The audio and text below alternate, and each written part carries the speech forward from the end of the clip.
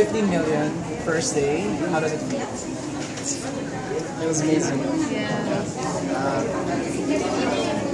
I think it's more than dahil ng hangin. It's dahil ng hangin. It's 30 years. So, 15 million is... It's good. That's a good achievement. Right. Actually, ako, I'm just watching on the sides kasi I haven't followed you on your press con, on your premiere night.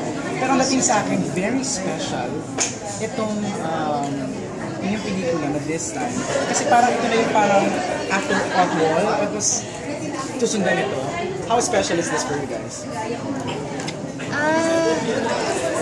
How special? Parang ang hirap mo sagutin ang tanong mo na yan. Well, I guess, kasi ako, for me, it's special. Kasi dahil sa Japan trip.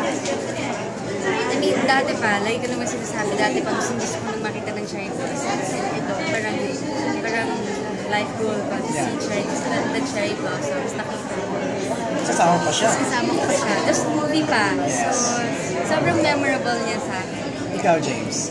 Actually, Japan. It's always been our dream to go together. So, it's so much fun. At pinakamagandang cinematography yung Japan. Yes. Yes, Pinagandaan talaga. Oo. Your thought on number one love team kayo ngayon? We're just happy. Just happy.